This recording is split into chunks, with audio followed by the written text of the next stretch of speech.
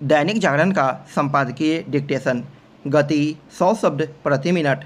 Start होगा 5 second बाद।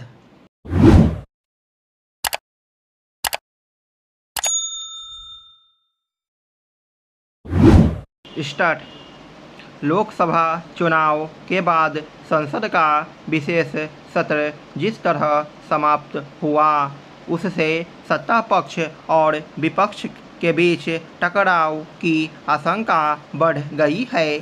इस टकराव से केवल संसद की गरिमा ही प्रभावित नहीं होगी, बल्कि संसदीय कामकाज को सही तरह से संचालित करना भी कठिन होगा।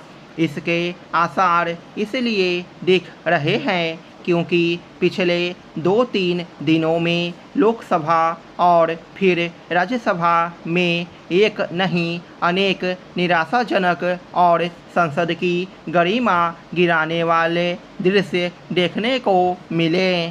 चूँकि इस बार लोकसभा में कांग्रेस और उसके सहयोगी दल अपना संख्याबल बढ़ाने में समर्थ रहे, इसलिए इसकी पूरी संभावना थी कि विपक्ष कहीं अधिक उत्साहित दिखेगा।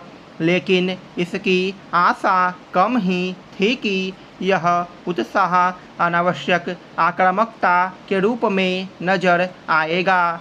दुर्भाग्य से ऐसा ही नजर आया और इसकी शुरुआत तभी हो गई जब लोकसभा में नेता प्रतिपक्ष के रूप में राहुल गांधी ने अपने पहले ही संबोधन में सत्ता पक्ष को विभिन्न मुद्दों पर कटघरे में खड़ा करने की कोशिश में प्रधानमंत्री पर व्यक्तिगत आक्षेप किए।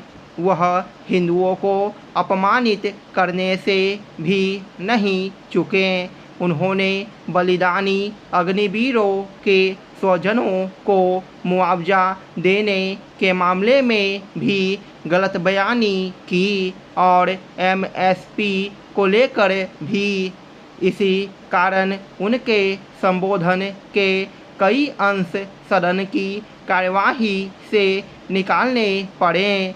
राहुल गांधी के असंसदीय रवैये के बाद भी सत्ता पक्ष ने उन्हें अपेक्षाकृत शांति से सुना, लेकिन जब प्रधानमंत्री के बोलने की बारी आई तो विपक्ष लगातार नारेबाजी करता रहा। इसके चलते उन्हें सुनना कठिन हो गया।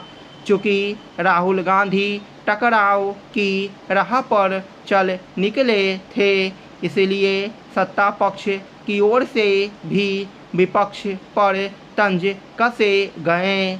इससे कटुता बढ़ी। आमतौर पर राज्यसभा के बारे में यह धारणा है कि यहाँ अपेक्षाकृत धीर गंभीर चर्चा होती है, लेकिन यह धारणा पहले ही ध्वस्त हो चुकी है। इस बार यह और ध्वस्त होती दिखी। राज्यसभा में विपक्ष ने प्रधानमंत्री को सुनने के बजाय सदन का बहिष्कार कर बाहर नारेबाजी करना बेहतर समझा। संसद के अगले सत्र में सत्ता पक्ष एवं विपक्ष के बीच की कटुता और बढ़ सकती है। बेहतर हो कि दोनों पक्ष यह समझें कि संसद में हंगामा और नारेबाजी होते रहने से किसी को कुछ भी हासिल नहीं होता। संसद इसलिए नहीं चलनी चाहिए कि वहाँ व्यर्थ का शोर शराबा और हंगामा देखने को मिलता रहे। इसमें कम से कम आम जनता की कोई दिलचस्पी नहीं। आखिर विपक्ष हंगामा करने के बजाय सरकार से जवाब तलब करने की रणनीति क्यों नहीं अपनाता। निसंदेह ऐसी कोई रणनीति तभी कारगर हो सकती है जब वह संसदीय परंपराओं का पालन करे और अपनी बात कायदे से कहे। ऐसा करके ही वह सरकार को जवाब देने और उसे कटघरे में खड़ा करने में सफल हो सकता है।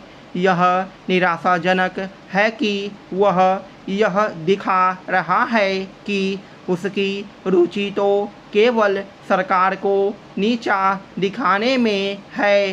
पूरे देश की जनता ने बड़ा भरोसा जताते हुए अपने प्रतिनिधियों को चुनकर 18वीं लोकसभा में भेजा है, ताकि वे सांसद के रूप में देश की भलाई के लिए नीति एवं नियम बनाए, उसे लागू कराए और जनजीवन को सुरक्षित तथा खुशहाल बनाए।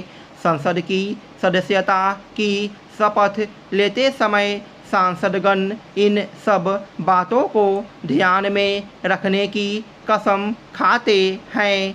कहना न होगा कि देश की संसद लोकतंत्र के वैचारिक शिखर और देश की संप्रभुता को रेखांकित करती है। इसलिए इसकी गरिमा बनाए रखना सांसदों का मूल कर्तव्य बन जाता है।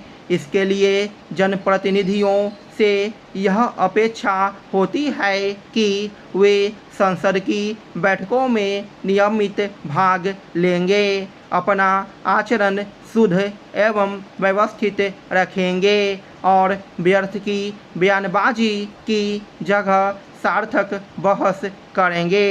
स्टॉप।